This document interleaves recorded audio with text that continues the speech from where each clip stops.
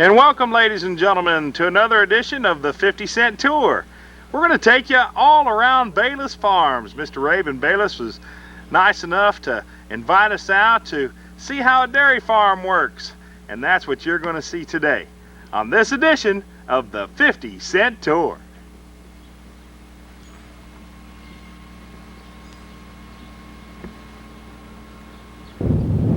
And here he is, Mr. Raven Bayless himself, our host for today's 50-Cent Tour. Hello, Raven. Hello, Pete. Welcome to Bayless Farms. We're happy to have you here today. Thank you. We are honored to be here and take the 50-Cent Tour of a dairy. I have a million questions for you. We have a balmy day on our hands. Yeah, a little more than balmy even, I think. Close to 90 degrees and humidity quite high, so we're not enjoying it too much, and the cattle aren't either. They like cool weather just like we do.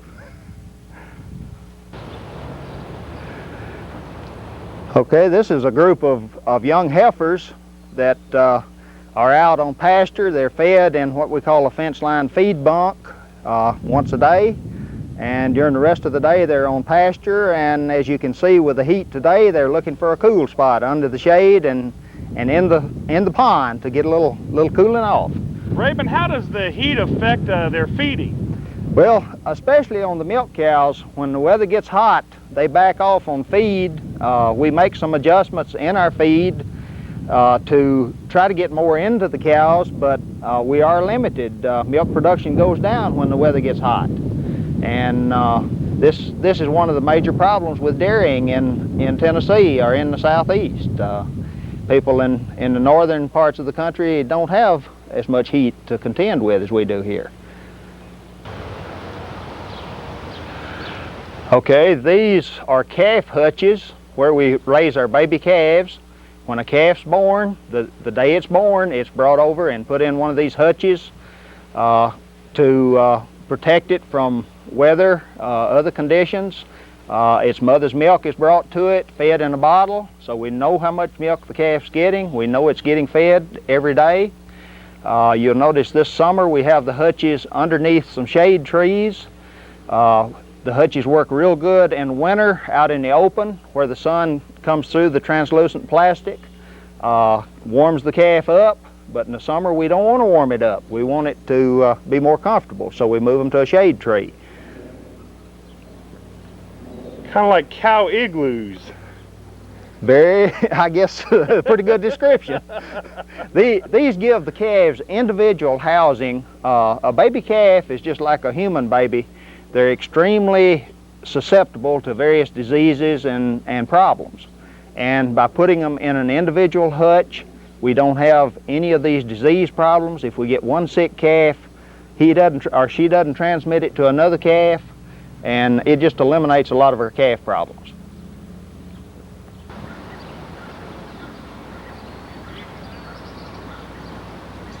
He's curious, isn't he?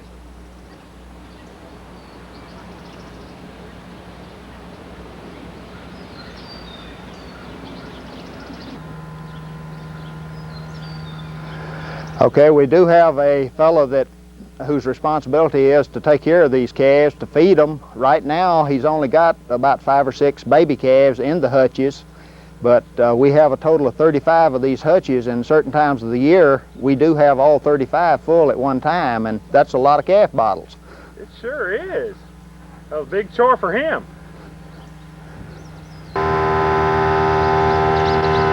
Pete, this is what we call our holding pen, where the cattle are brought in just prior to milking. The noise you hear in the background is a vacuum pump for the milking machine.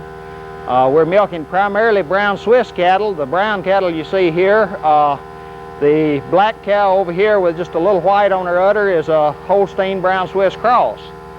We don't have very many Holsteins. We've got just a few left in the herd, but we're primarily a brown Swiss herd.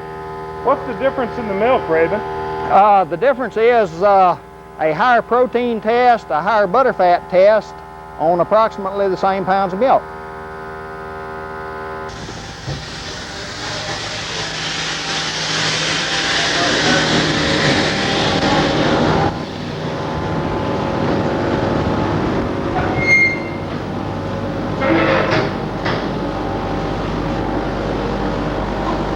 Pete, there've been been a lot of changes in the dairy industry in the past number of years. What you see here is basically state-of-the-art electronic milking equipment. The cows are, as they come into the barn, are identified by our computer system. The neck tag you see hanging underneath their neck is the identification system. This is a tiny radio transmitter that identifies the cow as soon as she walks into the barn. Wow! The cows are cleaned, prepared for milking. Once the milker is put on, then it starts recording the amount of milk she's giving as it goes. If you can see the figure here on the top of this milk meter, it alternates. There's her number, 1377. She's got 32 pounds so far, still milking. 1377 is the cow, 32.7. Now you always relate to milk in pounds. Exactly how does that relate to gallons? Okay, there's 8.6 pounds of milk to the gallon. Wow, so she's pumped about how many gallons so far? Roughly 4 gallons so far. Wow, out of one cow. That is amazing. The top cow right now with this hot weather will be slightly over 100 pounds a day.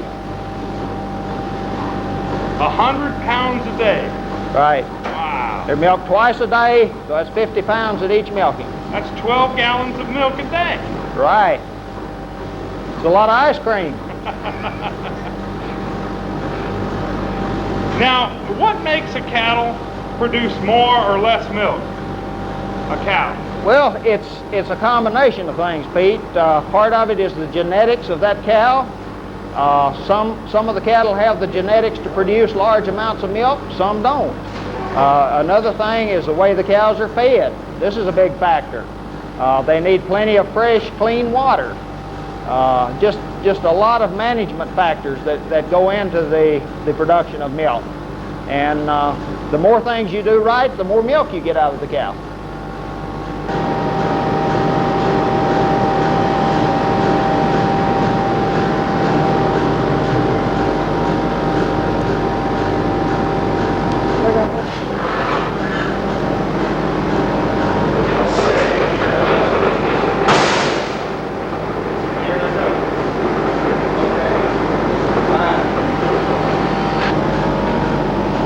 Okay, the cows, as they're brought into the barn, are prepared for milking by spraying an iodine solution on the teats.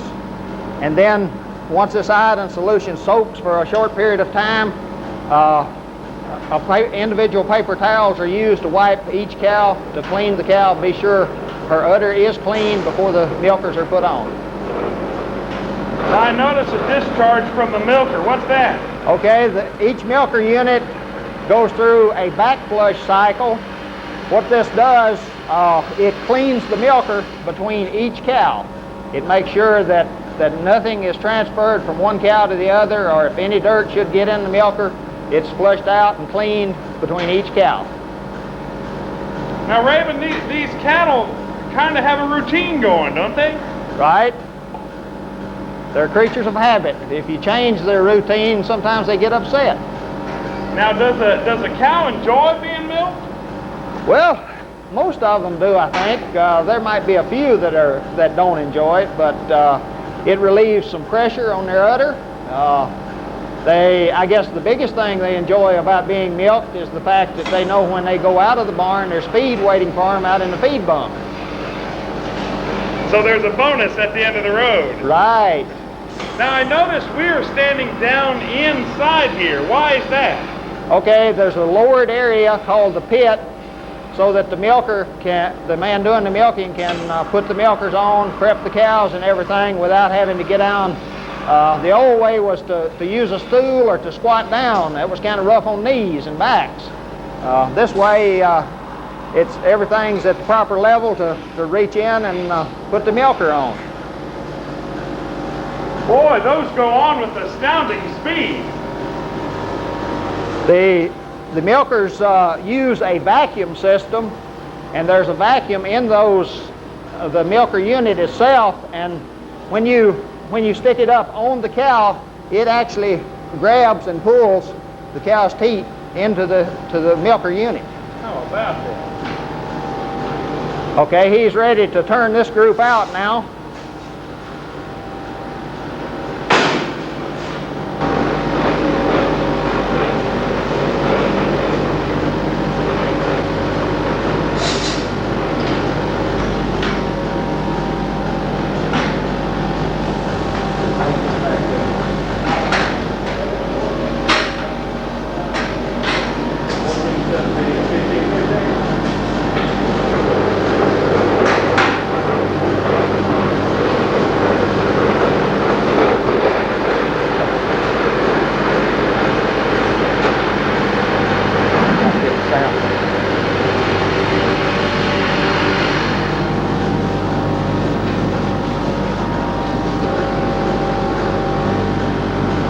Boy, that one's full, isn't it?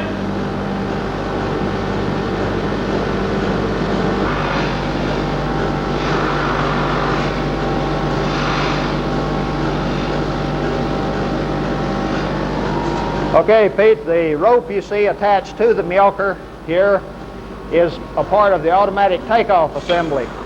When the milk meter senses that the cow is finished milking, then this unit will automatically cut the vacuum off to the milker and pull the milker back up out of the way. We have sure come a long way from a stool and bucket, haven't we? That's for sure. And to go a little farther even, we have a computer up in the office that records these milk weights on each milking, and there's a computer feeder system outside that feeds these cows according to the previous 5-day rolling average on milk production. So if she doesn't work, she doesn't eat.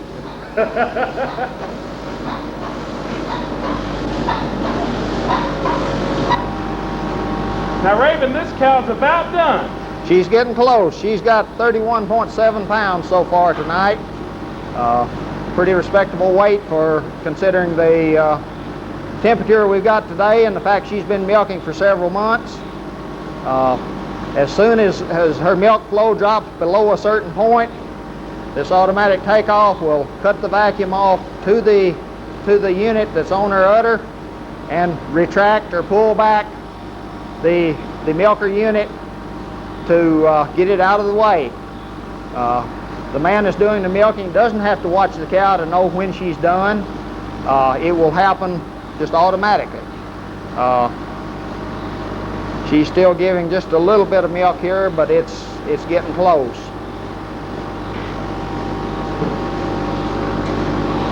There it comes now.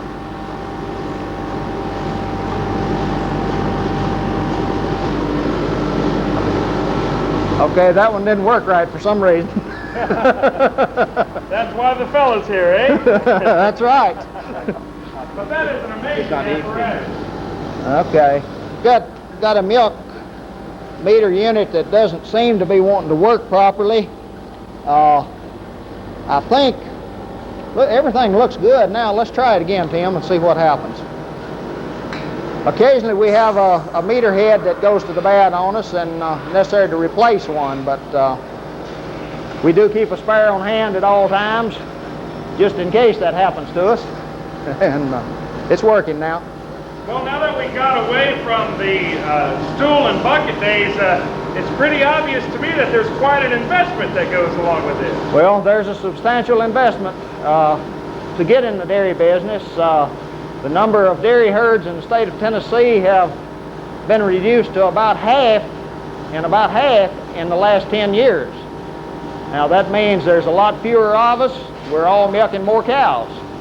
The total milk production is basically the same, but the economics has dictated that we go to bigger operations, more efficient operations, to still try to make a living at it.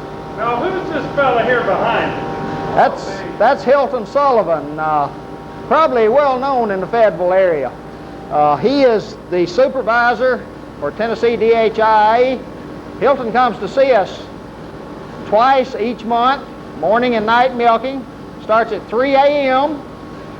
to check the milk weights, record those milk weights, and pull samples, as he's getting ready to do here now. These samples are sent to the state DHIA lab in Knoxville. They're tested for butterfat, protein, and somatic cell count. That tells us exactly what each cow is doing. This information then is transferred to a mainframe computer at Raleigh, North Carolina. We get information then back to us from Raleigh after they process.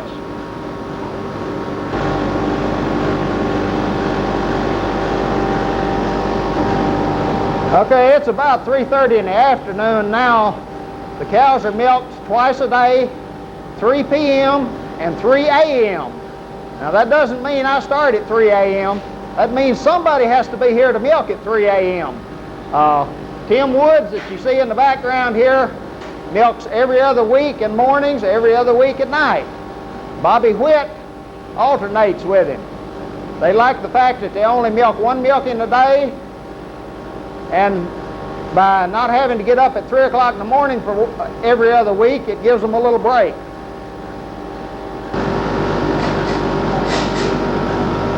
Okay, the gates in the milking barn are air controlled to allow cows to exit and enter the milking barn as easily as possible and quickly.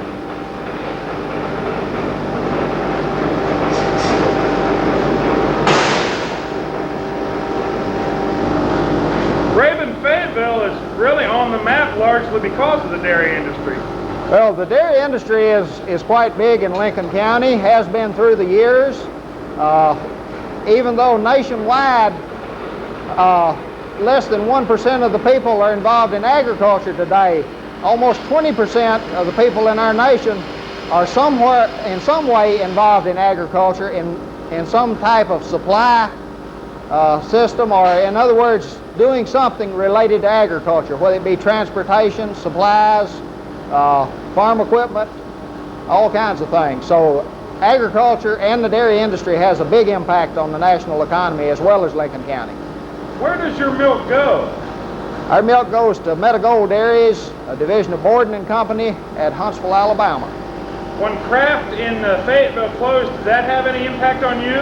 It didn't really have any impact on us. Kraft was primarily a cheese plant. Most of our milk is going into the bottle as what they call Class 1 milk, or consumed as fluid milk. Are there different kinds of milk? Well, basically there are two different types of dairies, getting to be less and less. This is what they call a grade A dairy, which meets very strict health department requirements to produce milk going into the bottle or for fluid consumption. There are a few small dairies left called grade B dairies that are producing milk strictly for use in cheese. They don't have to meet quite as strict requirements, but those requirements are getting tougher every day. And I'm amazed at how clean this place is. Well, we get an inspection from the state just like a restaurant does, or a lot of other businesses, and if things aren't up to snuff, we get in trouble.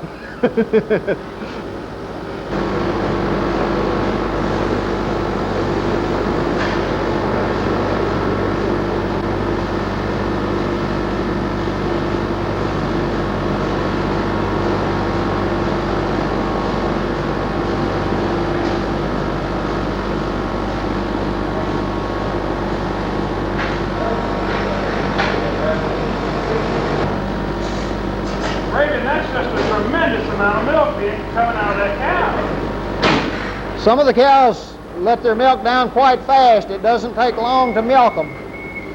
The whistle you hear blowing in the background is a warning that a cow has come into the barn that we do not want to save her milk, or we don't want it to go into the pipeline. What it amounts to, any cow that has calved within the last 4 days, we do not put her milk into the pipeline to go into the cooler. Why is that? Well, the early milk is what they call colostrum, and this colostrum is used to feed the calf, pass on antibodies, protection against disease and such to the calf, and for that reason, plus the fact the milk doesn't have the consistency that we like to have for our fresh milk, we catch that in a bucket, it's fed to calves. At the end of 4 days, the whistle will quit blowing on her when she walks in the barn. We'll start running her milk in with the rest of the cows. Does that transmitter also aid in the finding of lost cattle? Well, I guess not really as far as lost cattle. One big factor, occasionally you'll have a sick cow that has to be treated with antibiotics. And I know we've all heard a lot in the media about problems with antibiotics in milk. This system, when a cow walks in the barn, when we treat a cow with antibiotics, we key her into the computer. When she walks into the barn, a whistle blows and a red light flashes on her meter. That means there's no reason whatsoever that they shouldn't be able to detect her and be sure that she doesn't get put into the... Yeah, okay.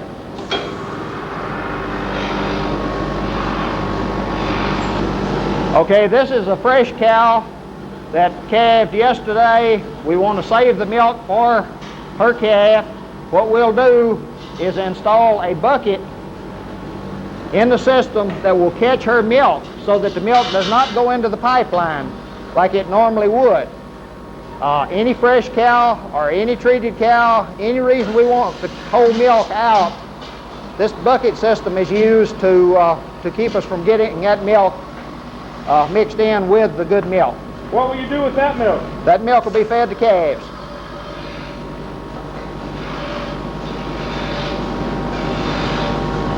And of course the system will be back flushed between milking, so there's no chance of that milk contaminating milk off of another cow.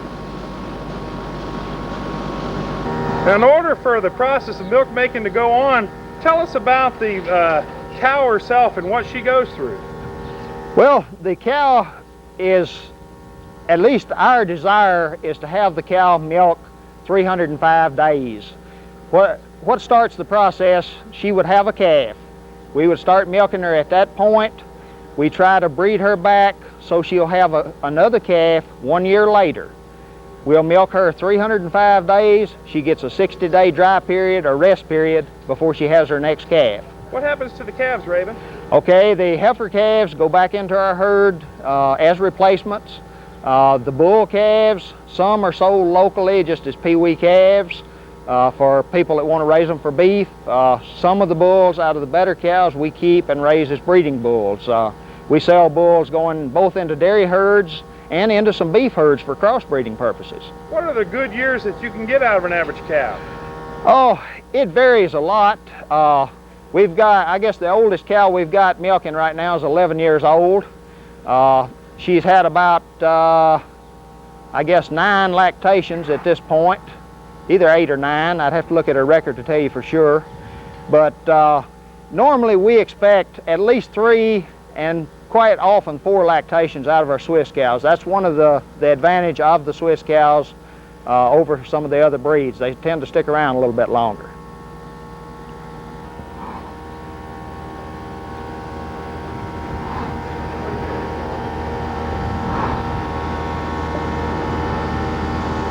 Okay, the cows come out of the milk barn. They can either get a drink of water. We've got water readily available to them here. We've got feed available. We also have a freestall barn if they want to go lay down and rest a while. They've got their choice as to where they go and what they do at this point.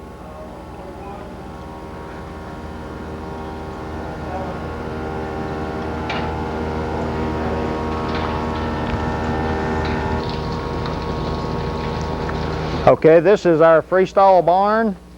The cows have this facility to come out and lay down in, so they've got a nice clean bed. We got a mixture of sawdust and shavings, wood shavings, so it stays nice and dry and clean. It keeps the cows clean. It's comfortable for them. The dividers here keep one cow from coming in and stepping on another one, causing problems that way. They've got basically their own private bedroom.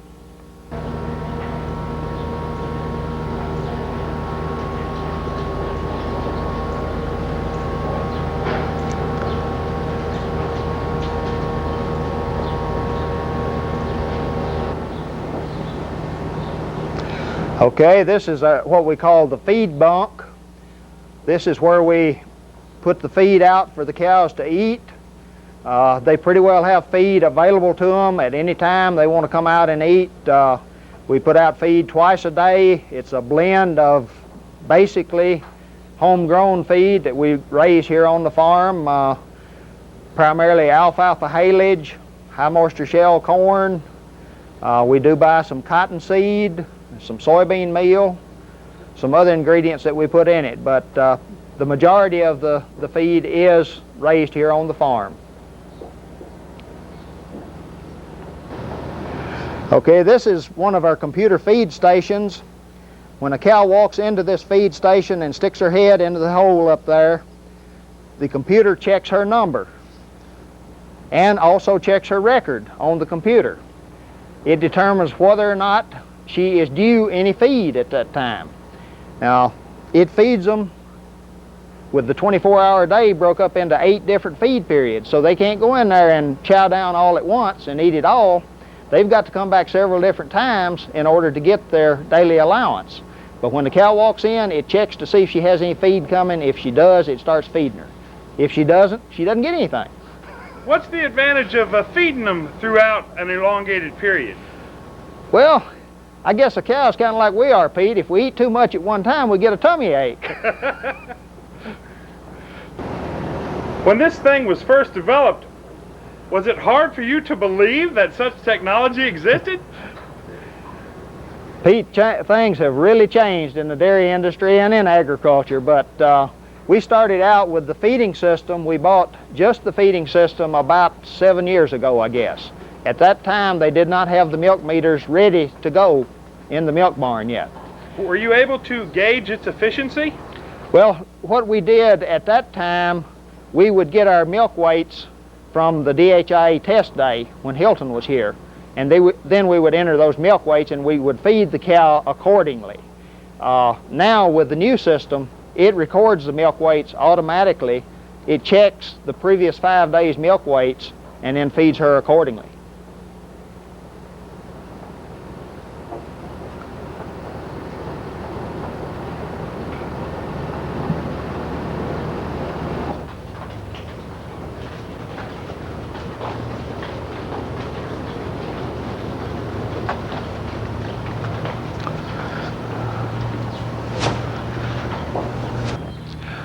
Okay, this is our feed storage and processing area.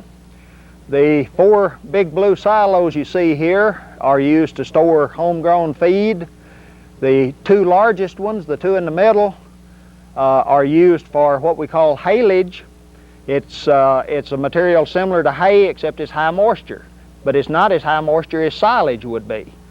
The 2 structures on the end, the 2 smaller structures, one on each end, are used to store high moisture shell corn. Normally most corn is shelled at about 18 to 15% moisture in order to store it. We can put corn in here at 25 to 30% moisture. It goes through a real mild fermentation and it will store without spoiling. It gives us a very palatable feed, a feed that the cows really like, has a good smell to it, and does an excellent job for us. The small silver colored bins you see here are used to store various feed ingredients, soybean meal, some dairy pellets, some soybean hulls, various things that we use in making up our ration.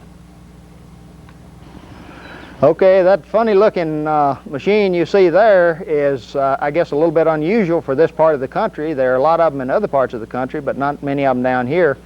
You see a lot of hay binds around here that people are pulling behind tractors, but this is a self-propelled hay bind. It propels itself.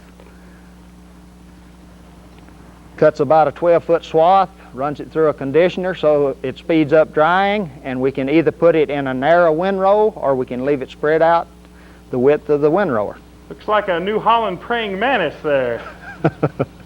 It's an interesting machine to drive also. There's no connection between the steering wheel and the rear wheels on this. As you notice, they're just caster wheels. And what you have is a hydrostatic drive unit on each of the 2 front wheels. And when you turn that steering wheel, you speed up one wheel and slow down the other. So it'll actually spin around over the spot where it's sitting.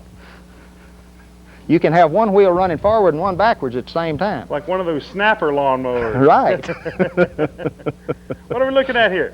Okay, that's our combine that we use to do our shell corn. Also do barley. We raise some barley. Normally, we didn't get any planted last year because of the weather conditions, but we normally raise some high moisture barley that we also use to feed the cows to supplement our corn when we don't have enough corn to get us through the year. Now, chiefly, you say you grow a lot of your own feeds here, and you say you grow most of them? We grow the majority of them. About the only thing that we buy a few dairy pellets to run through the computer feeder. We buy some soybean meal for a protein supplement, and we buy some whole cotton seed. We do also buy some vitamins and minerals and this type of thing, but as far as the basic grains and the hay, haylage, silage, this kind of stuff, we produce it. Now, does it take that, Raven, to be a profitable business? Well, that varies a lot from year to year, Pete. In previous years, several years back, it made a big difference. The way things are today, grain is relatively cheap.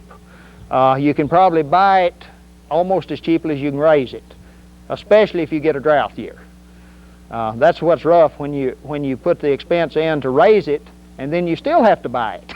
How's this year looking for you? Well, pretty good so far. We're getting a little bit short on moisture. We'd like to see some rain. Last year we stayed extremely wet all year and had a tremendous crop, so that certainly helped us. Okay, this is a tractor we use to plant with and also to drill or plant soybeans, things like that. The tank you see on the front is a tank we use for chemicals used on our planter planting corn. Basically what we do is drive into a field that has not been worked. It looks like a weed patch that you wonder what in the world we're doing there. But with the chemicals in that tank, we can kill what's there, keep other weeds from coming during the time the crop's growing, and we can produce an extremely good crop without tilling the soil, working it up so that if we get heavy rainfall, we get a lot of washing and that. We don't disturb the soil, and so that way we conserve the soil. It doesn't end up in the streams. So that's one of the advantages of what we hear about on TV called no-till. That's right. I guess probably one of the best descriptions of no-till I've heard lately is farm ugly. Things don't look very pretty, but as the crop starts growing, it looks better and better. Okay, this is a loader tractor. I guess any dairy farm particularly has to have a loader tractor for several reasons. It's got a bucket on it now for moving dirt or manure or whatever we want to move. We can also put a spike on it to move big round bales of hay. Just behind this tractor you'll see the round baler that makes those big round bales. It rolls hay up, wraps it in twine so it stays rolled up, and we can put about 1,400 to 1,500 pounds of hay in a bale, and it's very easy to move around, very easy to handle and feed. It's not like handling the little 60, 70, 80 pound square bales that we're all accustomed to. Do you get a lot of waste out of those bigger bales of hay? Not a lot if you use a round bale feeder or some method to kind of protect the hay to keep the cows from getting up in it. Now, if the cows have a choice, they'll be up on top of the bale as soon as they can get there. But if you've got like a fence type thing around it that protects the bale, then that's not a problem. Okay, that's the no-till planter I was talking about, that we can go into an untilled field and plant corn. Does an extremely good job for us. Next to the planter over here, the machine with the long yellow snout on it is what we call a forage harvester. We put hay or haylage crops in a windrow. We come along with this and chop it. Once we chop it, it's blown into the big wagon that you see parked just to the side of it. We have 3 of those wagons that we move the haylage then into the silos here. You're a big John Deere fan, I see. Well, I guess we've bought our share. Okay, these are are the two big tractors that we use for various soil tilling jobs, also to pull the forage harvester that you saw back here. These are tractors that we use for high horsepower requirements, something that requires a heavy tractor. So tell us about life on the farm, Raven. Well, life on the farm, I guess, is interesting. Sometimes discouraging, I guess, like anything, but you find that it's not boring. It's not a routine day to day. There's always something else happening, usually something that shouldn't happen, but you work as a mechanic, you work as an electrician, a veterinarian, many different tasks. And you learn to do a lot of things on the farm. I notice all this equipment around here. I know that's the expense of that has to be considerable. Has the price of milk escalated in accordance with that? Not quite, Pete. We're getting the same for milk that we were when we bought the first big tractor over here. And that tractor we paid $13,000 for. Today, a similar tractor would be about $70,000. Wow. So you just have to produce more milk. We've got to produce more milk, and the problem is with the current milk situation in this country, if milk gets short, the price does start going up on milk. But a 2% increase in the production of milk nationwide will cause a drastic crash in the price of milk. So it's the balance is so fragile that there's no room for fluctuation in the amount of milk produced in the country.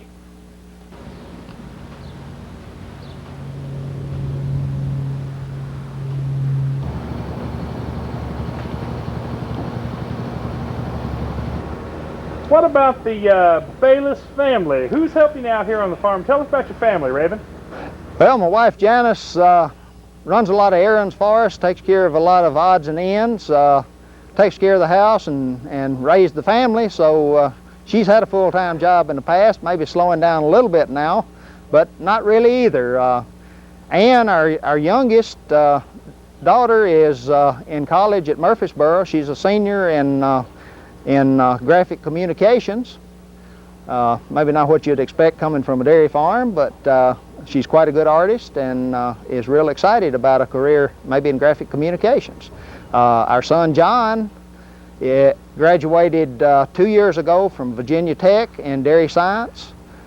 He's working for Westphalia Milking Equipment now, traveling all over the U.S. And some international travel even, troubleshooting computerized milking equipment, basically overseeing some new installations, this type of thing, making sure it works after they sell it. What got you started, Raven? Well, I was born and raised here on this farm. I spent, after graduating from University of Tennessee with a degree in mechanized agriculture, I went to work for John Deere in Moline, Illinois for 6 years. Maybe that's the reason you saw so much green equipment out here. But at that point, my dad was nearing 65, ready to retire. I felt like there was too good an opportunity here. So we moved back in March, I guess, of '69, and have been here on the farm since. Now, will your son take the baton from you? Well, that's his plans. Hopefully the economy will let him do that someday. What about the future of dairy farming in America? What are we looking at here? Well, right now, Pete, with the cost of all the inputs that are going in, the cost of getting in the dairy business, we're seeing very few new dairy operations go in. We're seeing a lot of situations where the dairy farmer gets to the point of retirement and even his children aren't interested in getting in the dairy business because there are not that good economic returns. They can go somewhere else and get a job working a lot less hours and with a lot less headaches, making more money. And consequently, I'm quite concerned that in the future, not too distant future, we may see a shortage of dairy products in this country. That would be a sad day. It certainly would. We're accustomed to going into the grocery stores and finding anything we want. Quite a contrast, as I understand it, to Russia and some of the foreign countries. Well, I can't hardly imagine Americans waking up without milk for their cereal and just letting that go by. Well, I think things would change quite rapidly if that should happen some morning. And that'll be good for you. Well, you know, it may happen in my lifetime, it may not, but I'm afraid on down the road, unless some things change, it will happen. I'm concerned about it.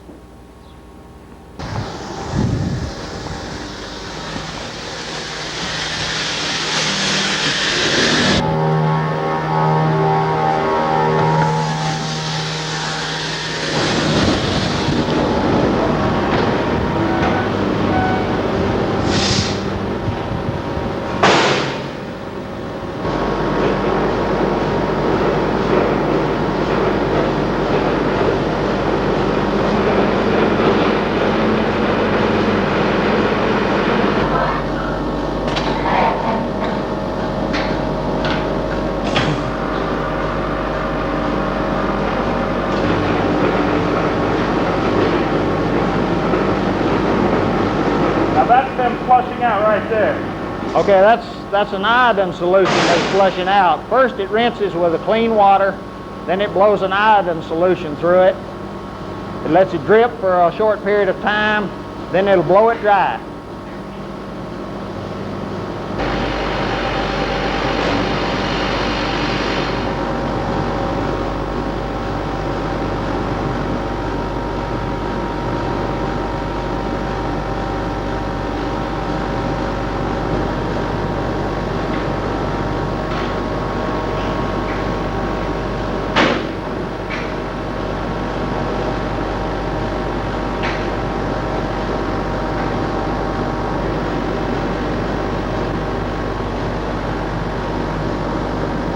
Christina all ready for Raven, what becomes of these cattle after their milking days are over? Okay, Pete, the majority of them will end up in hamburger eventually. Some of the cows, especially some of the lower producing cows that we have, we sell into beef herds that use them for crossbreeding purposes, but the majority of the older cows, cows that are not physically fit to continue, will end up in hamburger. Hilton, how long have you been testing cattle? I've been testing 35 years. Wow, a lot of early mornings.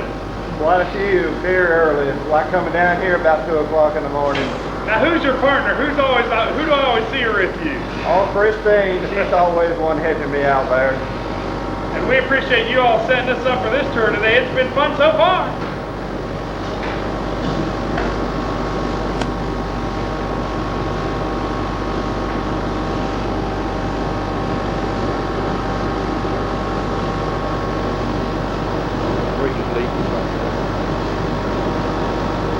That's where I was going this afternoon. I don't know. No.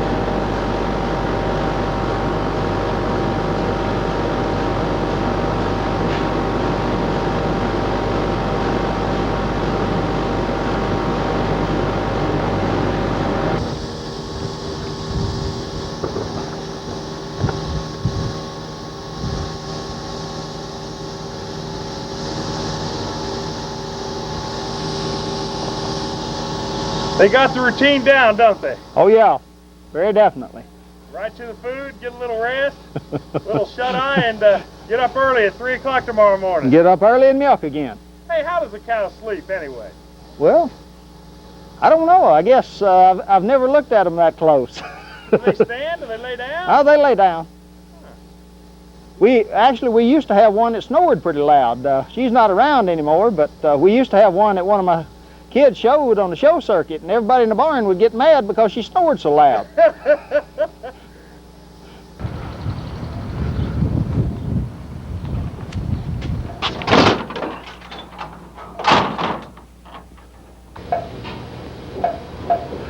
Okay, this is our feed processing area where we bring the material in out of the silos, out of the various storage bins, and combine it to make up our actual feed for the cows.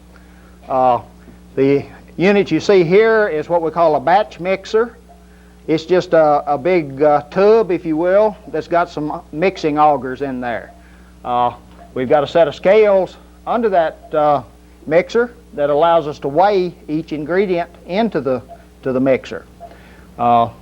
These scales are set up so that we can turn an auger or an elevator on, and when it gets the proper amount in there, it shuts off automatically. That way we don't have to watch it. It eliminates some human error. We're not always watching as close as we should. Saturday night, I was sitting here on this stool running feed, not paying too much attention to what was going on around me. All of a sudden, I saw something black stick its head out underneath the stool down here between my feet. I kind of leaned over and looked because I knew I didn't have a cat that color, and it was a skunk. Oh, no! I sat kind of still, and the skunk walked on out, made his track on back through here, and left. Thank goodness he didn't decide to spray. Okay, this is one of the silo unloaders on the big blue silos that you saw earlier. We open the door up, and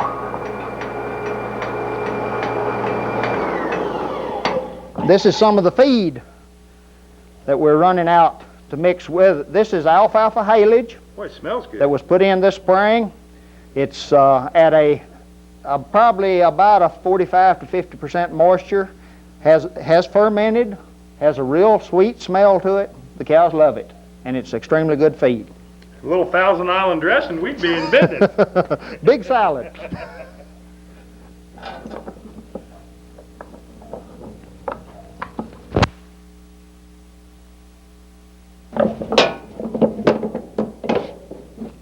Okay, we keep those doors closed to keep it sealed up so that we don't get any spoilage or damage to the feed. These conveyors take the feed around into the batch mixer.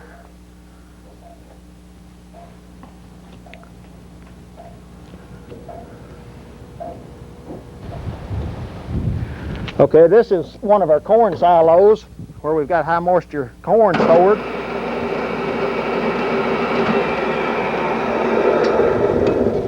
Again, we keep the doors closed to keep the air out, but we've got a fermented, sweet-smelling corn that the cows really love. We run this through a roller mill to crack it, and once it's cracked, it makes an extremely good feed. Wow, it sure looks good. And the conveyor takes it up? Takes it up into the roller mill, which another conveyor then takes it on into the batch mixer. Into that big mixer we looked Right. at.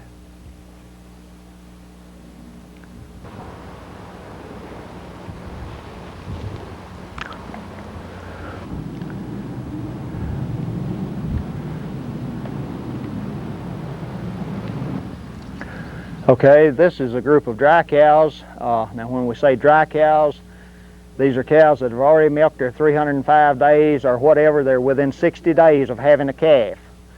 They're put out here to get a little rest, relaxation before they calve, get ready to go back into the milking string again.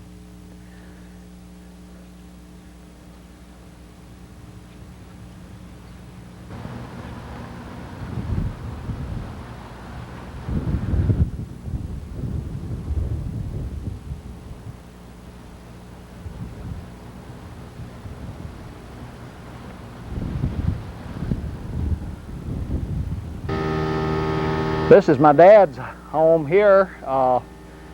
He's 86 years old now, still takes care of himself, gets out every morning and walks a mile. He's got a treadmill in the house. If the weather's not suitable to walk outside, he climbs on the treadmill and does his mile. And this afternoon in the 90-degree heat, he was out in the garden doing some planting. So he's still getting along quite well. My mom passed away a couple of years ago, and so basically he takes care of himself and kind of does what he wants to. Across the United States, is dairy farming more often than not a family business? In almost every case it is, especially your smaller dairy farms. And this is the thing that's almost threatened with today's economy. It's getting to the point where the small family-owned dairy farm has a hard time making a go of it. In years past, especially in the Midwest, usually the families had several kids. Basically, it was a family operation. the husband, wife, and the kids did everything.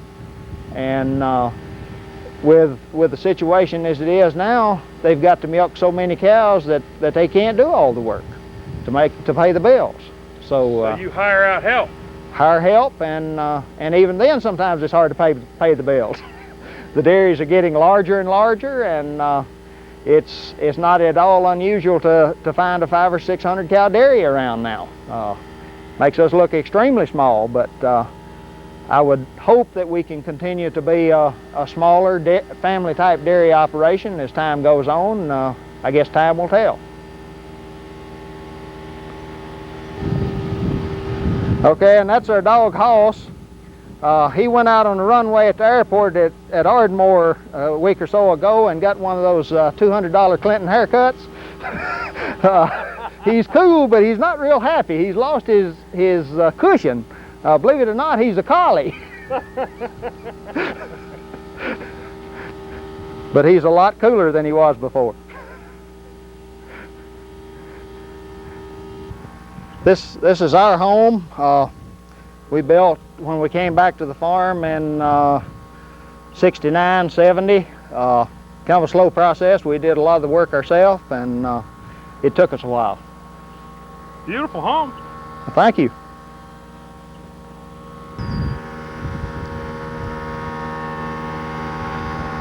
Okay, the big blue tank you see here in front of you that says slurry store is our manure storage. Anytime you've got a bunch of cows, you've got a bunch of manure.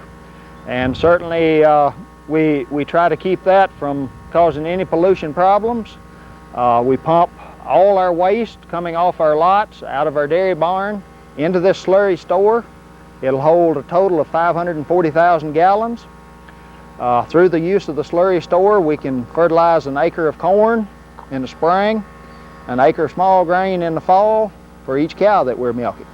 And consequently, that lets us cut our fertilizer bill substantially while taking care of a manure disposal problem. Now you're running 2 herds here. Yeah, we've got the herd split according to production. The high producing group, we've got about 65 cows in now. They're milked first. Once we finish up with them, we change herds and go into the low production group. And I think there's about 75, 76 cows in the low group right now.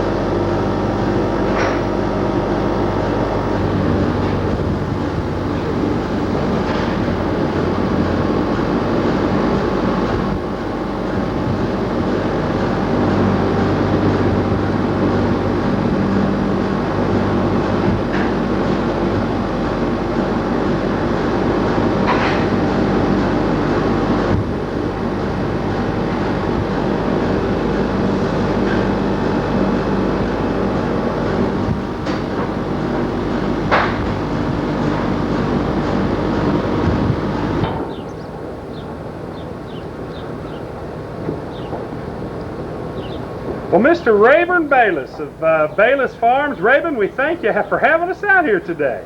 Well, we thank you for coming, Pete. It's been a real pleasure, and always happy to do what we can to promote the dairy industry, because we feel like it's a real viable part of our economy. There's something that's real peaceful about dairy farming. What do you get out of it besides the financial gains and stuff like that? Well, other than a lot of headaches and other things, there are some real nice times. There's no doubt. Our kids came up showing cattle at fairs and things like that. They got some experiences that children in other walks of life never have the opportunity. That companionship with animals and working with those animals, it's a good experience for the kids. Mr. Rayburn Bayless, it's been a real treat to take a tour of Bayless Dairy Farms, and you make me want a glass of milk awful. Something awful bad. That would go real good right now, wouldn't it, Pete? Well, I think that's the first thing I'm going to hunt up, a big glass of white milk. Sounds good to me. Well, Rayburn, thanks for having us out. And ladies and gentlemen, that's going to do it for this edition of the 50-Cent Tour. We had a fun time here touring this great working American dairy, something that you're seeing a lot less of day to day. And we're certainly glad you could join us right here on the 50-Cent Tour.